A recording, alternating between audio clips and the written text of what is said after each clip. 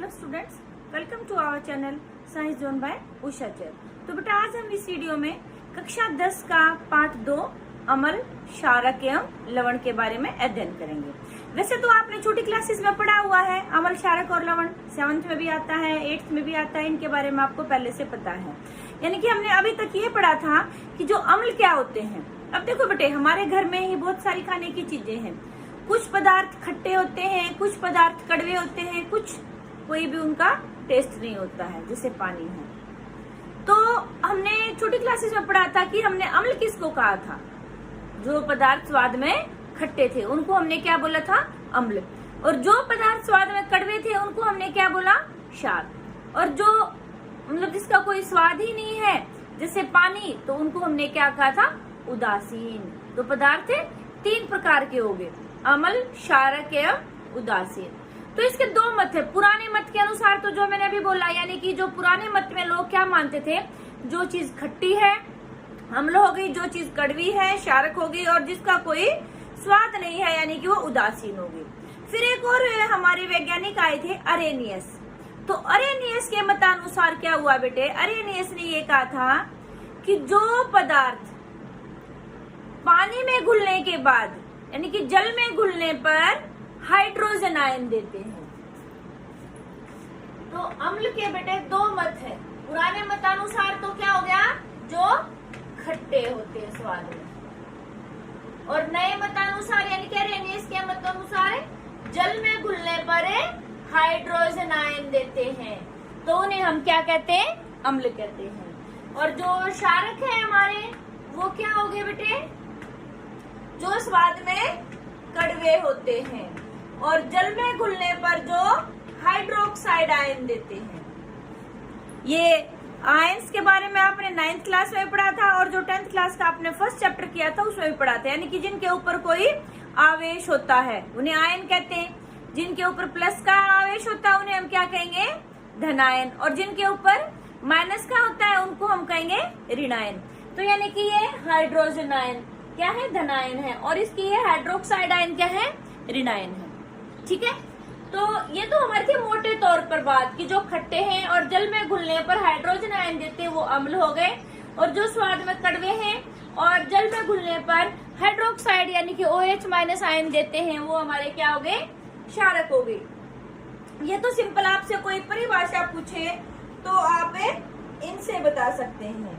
फिर बात आती है बेटे कि भी आप कैसे पता करेंगे कि भाई, ये भी आपने वैसे 7th क्लास में पढ़ा था कि भाई कोई चीज है, आपको सिर्फ पदार्थ दे दिया उन्होंने, 2-3 पदार्थ दे रखे हैं, और आपको ये कह दिया कि भी किसी ने ये आपको ये बताना है कि भी ये अम्ल है या क्षारक है या उदासीन है, तो आप कैसे पता लगाएंगे। इसके लिए हमें क्या चाहिए, सूचक। अम्ल, क्षारक, सूचक, या खाली सूचक भी बोल सकते हैं। यानी कि वे पदार्थ जो अम्ल या क्षारक की उपस्थिति के बारे में बताते हैं उन्हें हम क्या कहते हैं, सूचक। तो सूचक क्या हो गए, तो सूचक बेटे हमारे 2 प्रकार के होते हैं, प्राकृतिक सूचक और मानव निर्मित या कृत्रिम भी बोल सकते हैं।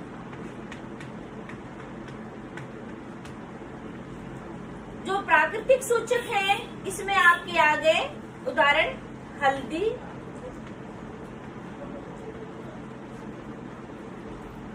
जो आपका चाइना रोज का फ्लावर होता है,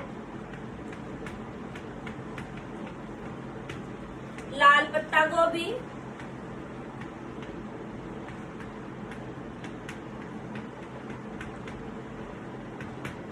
लिटमस पत्र आदि।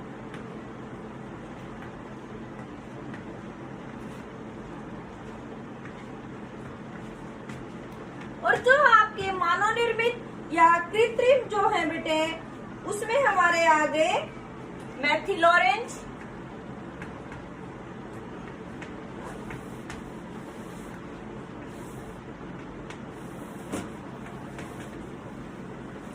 और फिनोल्फ्थलीन।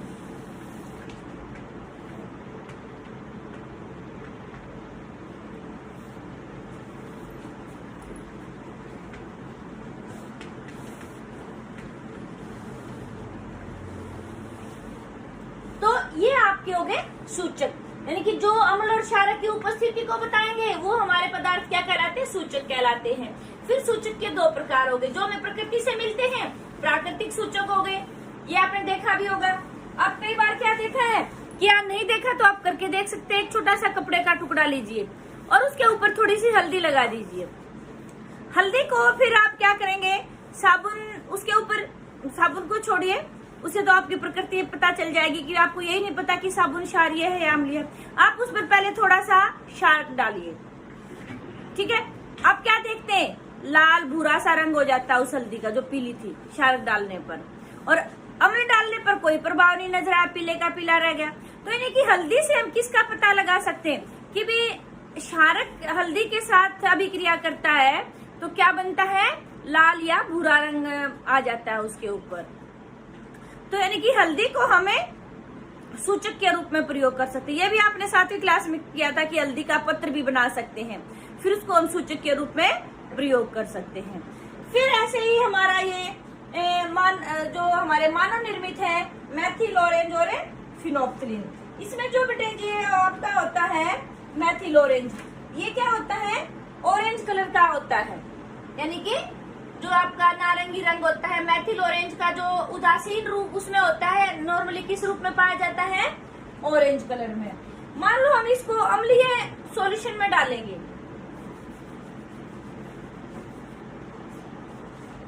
मैथिल ऑरेंज को जब अम्लीय विलयन में डालते हैं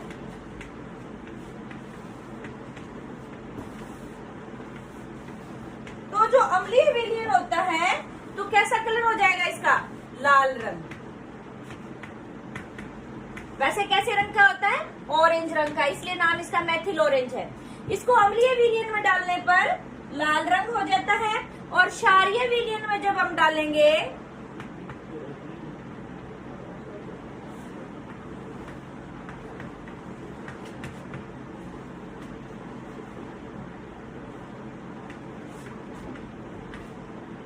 तो इसका रंग कैसा हो जाता है, पीला रंग।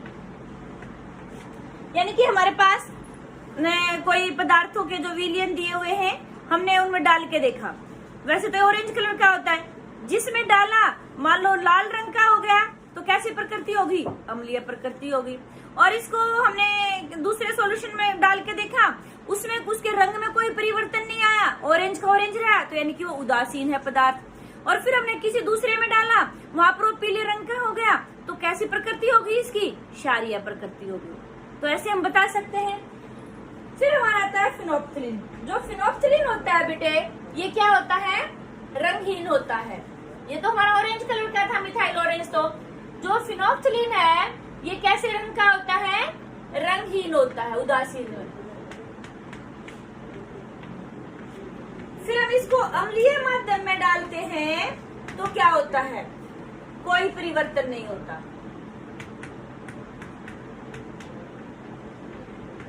ठीक है, तो अम्लीय माध्यम में भी कोई परिवर्तन नहीं होगा, ये रंगहीन ही रहेगा। लेकिन जब हम क्षारीय माध्यम में डालते हैं तो ये कैसे रंग का हो जाता है, गुलाबी रंग का, हल्का गुलाबी।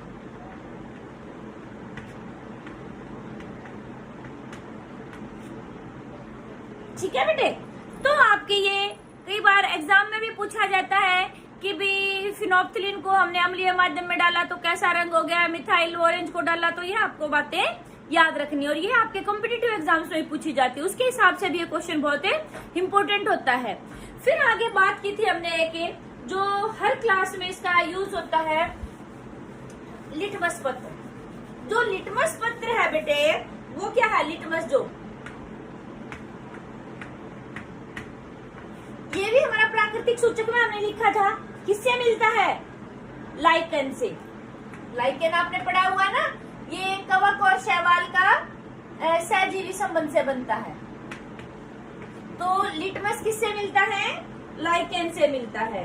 और ये कैसे कलर का होता है बेटे, ये बैंगनी कलर का होता है। कैसे कलर का,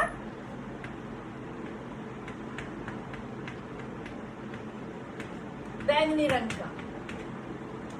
इसको हम उदासीन विलयन में डालते हैं तो ये बैंगनी ही रहता है।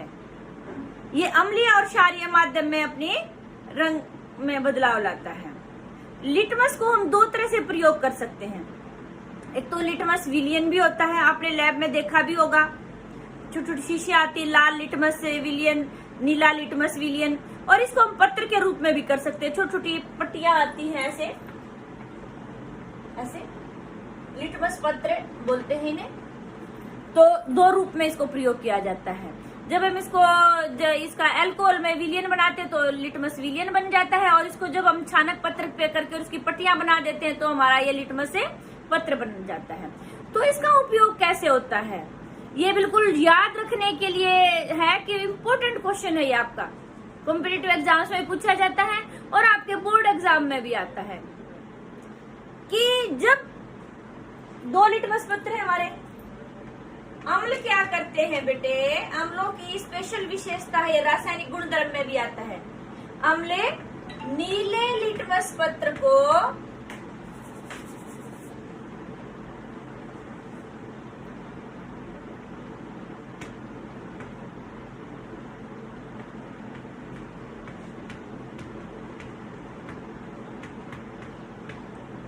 लाल कर देते हैं, यानी कि जो नीला लिटमस पत्र है उसको क्या कर देंगे, लाल रंग का कर देंगे। और जो क्षारक है आपके बेटे वो क्या करते हैं, लाल लिटमस पत्र को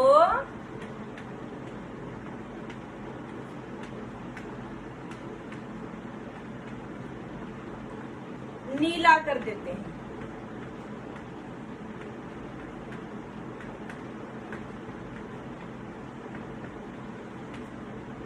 समझना ये बात। मान लो कोई हमें विलियन दिया हुआ है, उसमें हमने लाल लिटमस पत्र डाल के देखा, कोई परिवर्तन नहीं आया, तो यानी कि वो या तो अम्लीय हो सकता है या उदासीन हो सकता है, क्योंकि उदासीन माध्यम में तो लिटमस पत्र के जो है उसमें कोई परिवर्तन ही नहीं आता है। ठीक है, फिर हमने क्या किया, उसी विलियन में हमने लाल डाल के देखा था, कोई परिवर्तन नहीं आया। फिर हमने उस विलियन में नीला लिटमस पत्र डाल के देखा, जब नीला लिटमस पत्र डाला तो लाल रंग का हो गया। तो इसका मतलब क्या हो गया, हमारा जो विलियन है कैसा है, अम्लीय है। ऐसे ही हमने विलियन लिया, उसमें हमने लाल लिटमस पत्र डाला तो क्या हो गया, वो नीला हो गया। तो कैसा है, वो क्षारीय है। यानी कि जो क्षारक होते हैं बेटे, लाल लिटमस पत्र को नीला कर देते हैं और नीले को लाल कर देते हैं। मान लो हम अम्ल में लाल डालेंगे तो उस पर कोई भी प्रभाव नहीं आएगा, और क्षारक में हम नीला लिटमस पत्र डाल देंगे तो भी उस पर कोई प्रभाव नहीं आएगा। इसका फिर हमें दूसरा लिटमस पत्र डाल करके टेस्ट करना पड़ेगा। ठीक है, फिर आगे आती है बेटे एक और हमारा सूचक होता है, ये तो हमें रंग में परिवर्तन से थे हमारे ये सूचक तो। ठीक है, एक शब्द और आता है आपकी बुक में, गंधीय सूचक।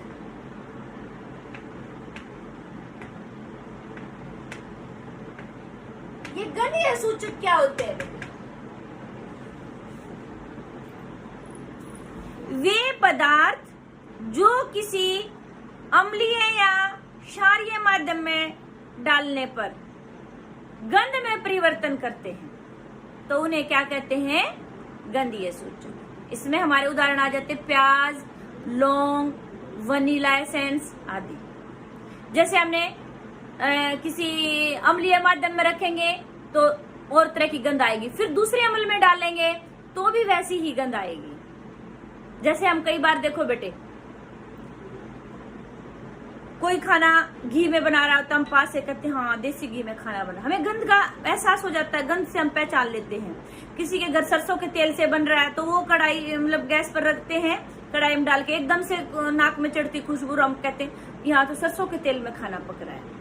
तो ऐसे ही जब किसी अम्ल को ये जो गंधीय सूचक है इसको किसी अम्ल में डालेंगे तो एक पर्टिकुलर स्मेल आती है, विशेष प्रकार की गंध आती है।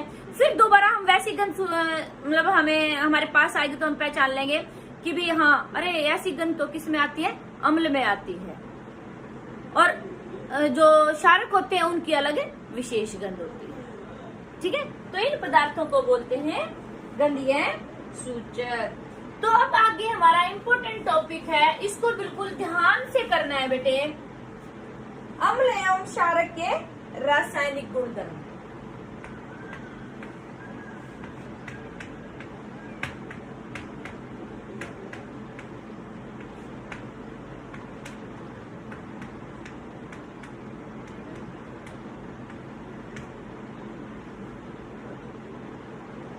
पहली बात आप लिखेंगे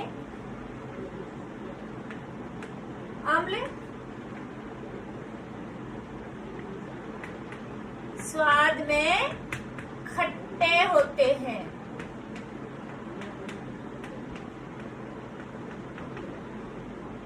इसके साथ में आप लिख देंगे जो क्षारक हैं वो स्वाद में कड़वे होते हैं। नंबर 2, अम्ले जल में घुलने पर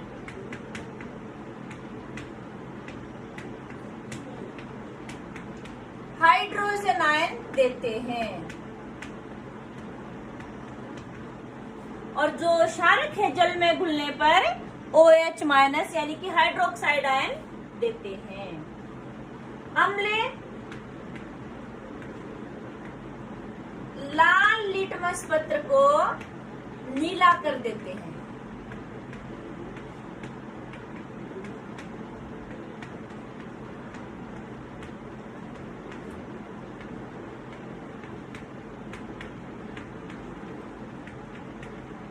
और क्षारक नीले लिटमस पत्र को लाल कर देते हैं। अम्ले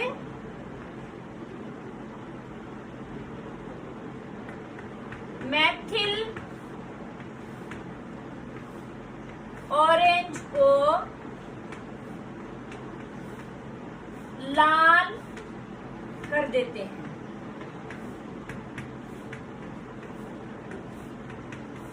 और जो क्षारक है बेटे वो मैथिल ऑरेंज को पीला कर देते हैं।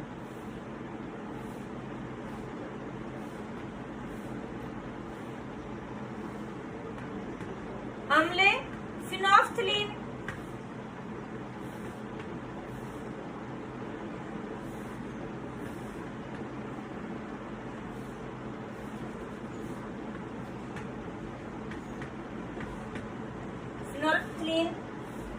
के रंग में परिवर्तन नहीं लाते। अभी बताई थी ये बात, जो फिनोल्फ्थलीन होता है वो क्या होता है, रंगहीन होता है। तो अम्ल में डालते तो कोई रंग में परिवर्तन नहीं आता, रंगहीन ही रहता है, परिवर्तन नहीं लाते। और जो बेटे क्षारक होते हैं वो फिनोल्फ्थलीन को कैसे कर देते हैं, अभी बताया था, हल्का गुलाबी। ठीक है, तो ये तो थे हमारे कुछ सामान्य जो हमने अभी किए हैं। इसके अलावा हमारे और आगे अभी करेंगे कि भी जो अम्ल और क्षारक के रासायनिक गुणधर्म और क्या है, इतने तो हमने कर लिए हैं। फिर अगला रासायनिक गुणधर्म हमारा आता है बेटे कि धातु से अभिक्रिया।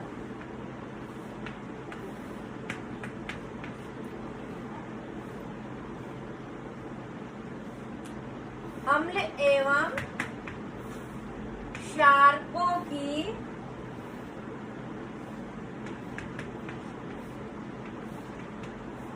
धातु से अभिक्रिया।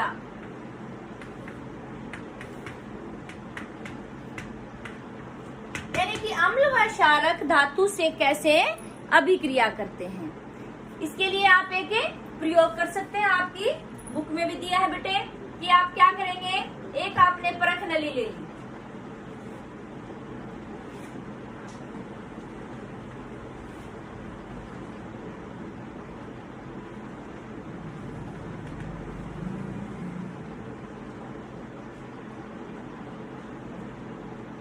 उसमें आपने किया कि कुछ दाने ये जिंक के डाल दिए। जिंक क्या है, धातु, ठीक है। और उसमें आपने क्या किया कि भी कुछ बूंदे H2SO4 की भी डाल दी। अम्ल है हमारा H2SO4 या HCl, कोई भी ले सकते हैं आप, मर्जी है आपकी। HCl अम्ल डाल दिया। और फिर हमने क्या किया कि भी इसको कॉर्क से बंद कर दिया। यहाँ पर एक उसमें हमने क्या किया, मुड़ी हुई पाइप डाल दी इसके अंदर, ठीक है। और जो मुड़ी हुई पाइप थी हमारी, उसको क्या किया, यहाँ पर एक हमने टब रखा हुआ है जिसमें हमारा साबुन का घोल है। ऐसे हमने अपना जो उपकरण है सेट किया हुआ है। एक टेस्ट ट्यूब है, उसके अंदर हमने क्या डाला, जिंक के दाने। जिंक क्या धातु है।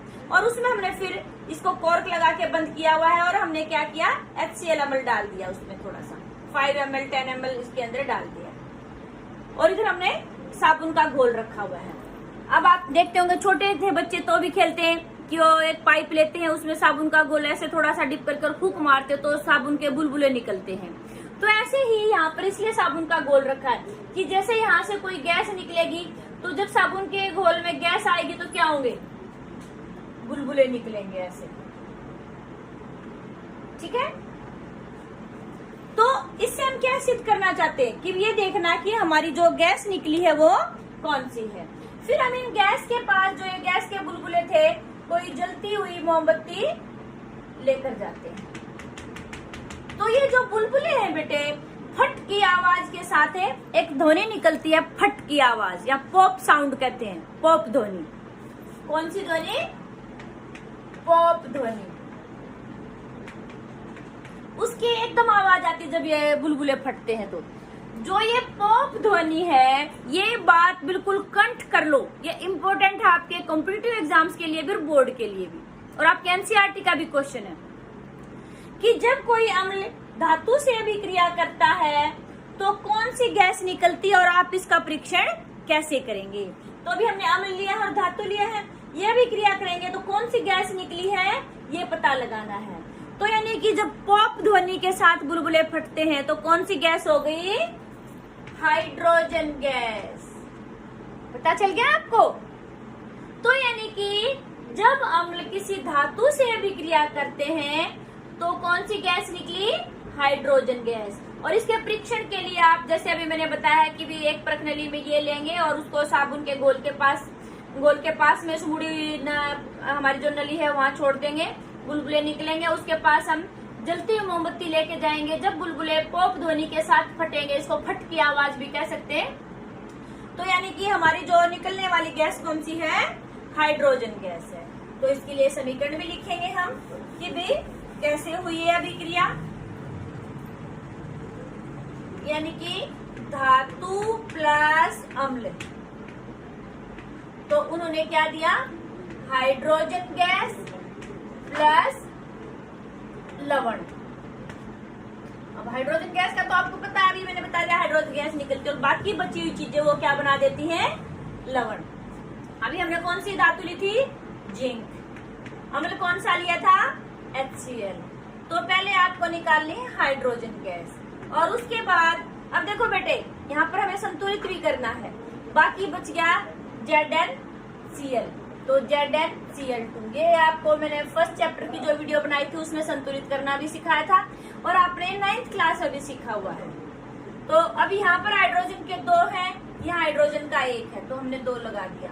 तो हाइड्रोजन के भी 2 हो गए, यहाँ क्लोरीन के भी 2 हैं। अब हमारी समीकरण संतुलित होगी। यानी कि आपको ये बातें, इसमें समीकरण भी याद करना और ये वाली लाइन भी याद करनी है। अम्ल जब धातु से अभिक्रिया करते हैं तो हाइड्रोजन गैस निकलती है और लवण बनता है। तो आप फिर कोई धातु और किसी भी अम्ल की अभिक्रिया करके हाइड्रोजन गैस और लवणे बना देंगे। ये लवण हमारा कौन सा, जिंक क्लोराइड। ऐसे ही बेटे हमारे जो क्षारक होते हैं वो भी धातु से जब अभिक्रिया करते हैं तो लवण प्लस हाइड्रोजन गैस बनती है। धातु प्लस क्षारक तो क्या बनेगा, हाइड्रोजन गैस प्लस लवण। लेकिन ये अभिक्रिया बेटे कम होती है। जो हमारे अम्ल है ये तो इनके लिए, सभी के लिए होती, लेकिन क्षारक जो है वो सभी धातुओं के साथ अभिक्रिया नहीं करती। तो ये अभिक्रिया जो होती है ये बहुत ही कम होती है। इसके लिए भी समीकरण लिख देते हैं एक बार। जो सोडियम हाइड्रोक्साइड है वो हमारा क्या हो गया, क्षारक हो गया। यहाँ पर भी हमने जिंक धातु ले ली, तो हमारा अभी हमने पहले कहा था कि जो चीज आपको पता है पहले वो निकाल दो। हाइड्रोजन गैस निकाल दिया आपने और हमारा लवण क्या बन गया?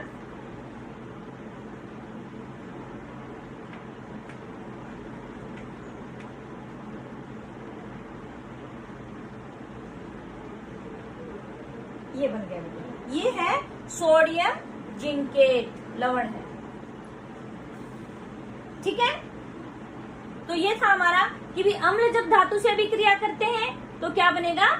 हाइड्रोजन गैस और लवण। और जो हमारे क्षारक होते हैं वो भी धातु से अभिक्रिया करते हैं तो हाइड्रोजन गैस और लवण। लेकिन अंतर क्या है कि जो ये है ये हमारी सभी अम्ल सभी धातुओं के साथ अभिक्रिया कर सकते हैं, लेकिन जो क्षारक है बेटे वो सभी धातुओं के साथ अभिक्रिया नहीं करते, किसी किसी धातु के साथ होती है उसमें। अगला हमारा रासायनिक गुणधर्म आता है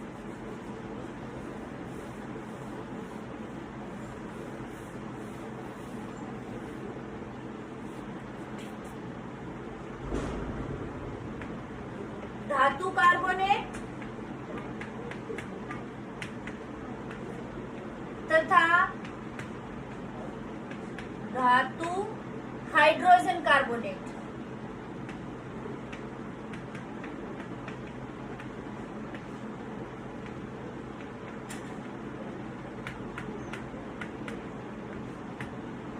के साथ अम्लों की अभिक्रिया।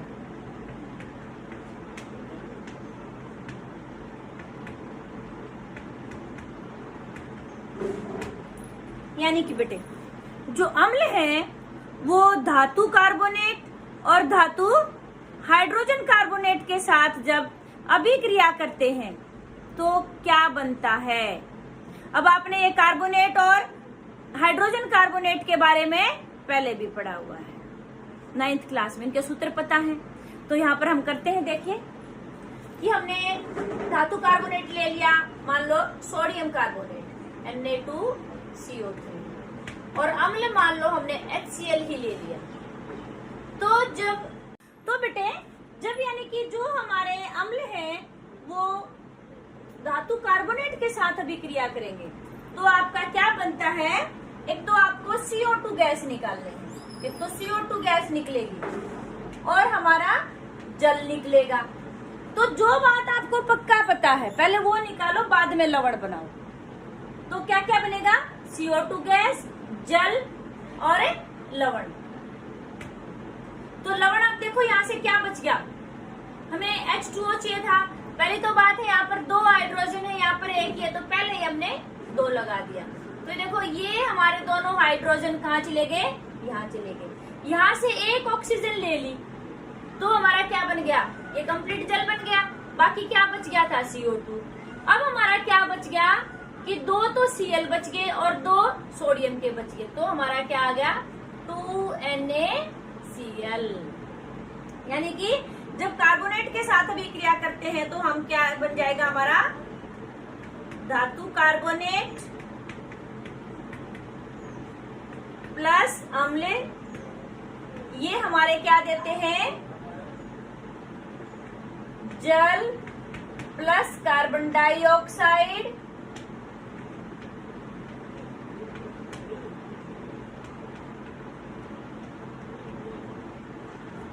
प्लस लवण।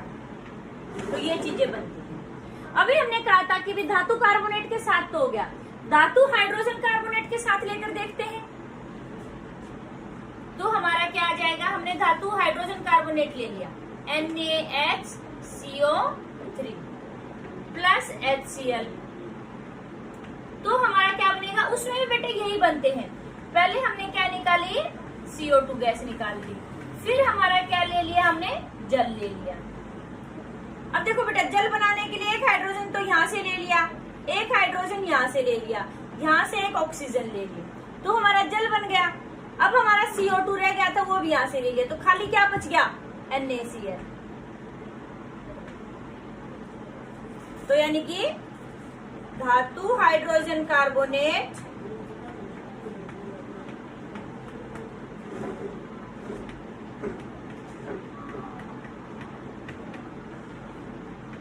प्लस अम्ल क्या बनाएंगे, जल प्लस कार्बन डाइऑक्साइड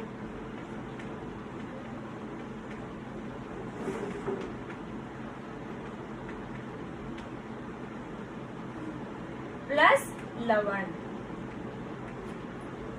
फिर आता है कि भी आप कार्बन डाइऑक्साइड, जैसे हमने हाइड्रोजन गैस का टेस्ट किया था, तो आप कार्बन डाइऑक्साइड गैस का टेस्ट कैसे करेंगे। इसको क्या करते हैं, ऐसे ही हमने परख नली ले ली, परख नली के अंदर हमने क्या किया कि भी कोई धातु डाल ली, जैसे हमने यहाँ पर सोडियम धातु ली है, उसमें हमने HCl अम्ल डाल दिया, और ऐसे ही ऊपर कॉर्क फिट कर देते हैं और मुड़ी हुई पाइप लेके जाते हैं। और एक दूसरी परख नली ले ली, उसमें हमने क्या किया कि भी चूने का पानी डाला हुआ है। चूने का पानी क्या होता है, कैल्शियम हाइड्रोक्साइड CaOH2, ठीक है। तो हम क्या देखते हैं कि जब वो गैस उसमें से प्रवाहित होती है तो चूने का पानी का रंग दूधिया हो जाता है। और ये आपने पहले भी पढ़ा हुआ है, और ये बात बिल्कुल याद कर लो, ये कॉम्पिटिटिव एग्जाम्स में भी आता है। चूने के पानी में से प्रवाहित होने पर कौन सी गैस चूने के पानी का रंग दूधिया कर देती है, तो वो CO2 गैस है। या फिर ऐसे पूछ सकते हैं, CO2 गैस को जब चूने के पानी में से प्रवाहित करते हैं तो उसका रंग कैसा हो जाता है, कैसा, दूधिया रंग का। तो यहाँ से हमें पता चलता है कि निकलने वाली गैस हमारी कौन सी है, कौन सी है, कार्बन डाइऑक्साइड गैस, ठीक है। और मान लो हमारा जो चूने का पानी था, अभी मैंने कहा कि चूने का पानी हमारा क्या था, कैल्शियम हाइड्रोक्साइड। उसका भी समीकरण देखते क्या होता है।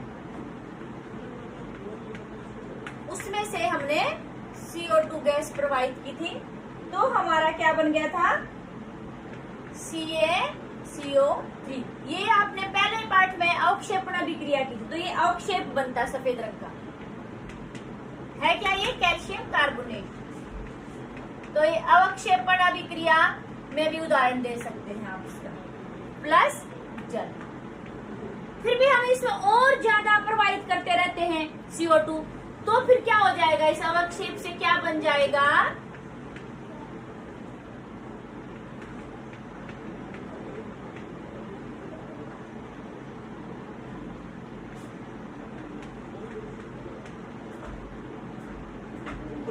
ठीक है।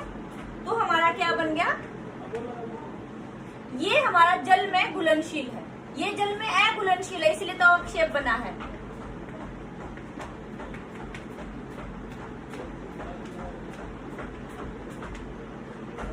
अच्छा, एक बात और बता दे बेटे आपको,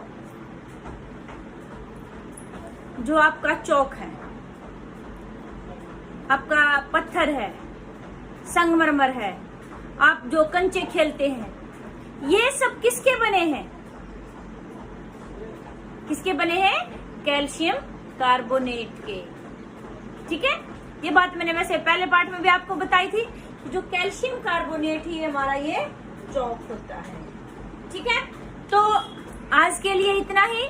अगले जो बाकी अम्लों के और भी हमारे रासायनिक गुणधर्म बचे हुए हैं, वो अगली वीडियो में आपको समझाएंगे। तो यहाँ पर हमने कौन कौन से गुणधर्म किए थे बेटे, पहला कि भी वो स्वाद में कैसे हैं, दूसरा जल में घुलने पर क्या देते हैं, तीसरा लिटमस पत्र के साथ अभिक्रिया करते तो कैसा रंग आता है, चौथा मिथाइल ऑरेंज के साथ अभिक्रिया करते तो कैसा रंग आता है, अगला था हमारा कि भी फिनोफ्थलीन के साथ अभिक्रिया करते हैं तो कैसा रंग आता है, अगला था कि जो धातुओं से अभिक्रिया करते हैं अम्ल या क्षारक तो क्या बनता है, और अगला था कि भी जो ये धातु कार्बोनेट और धातु हाइड्रोजन कार्बोनेट के साथ अभिक्रिया करते हैं तो क्या आता है, क्या बनता है।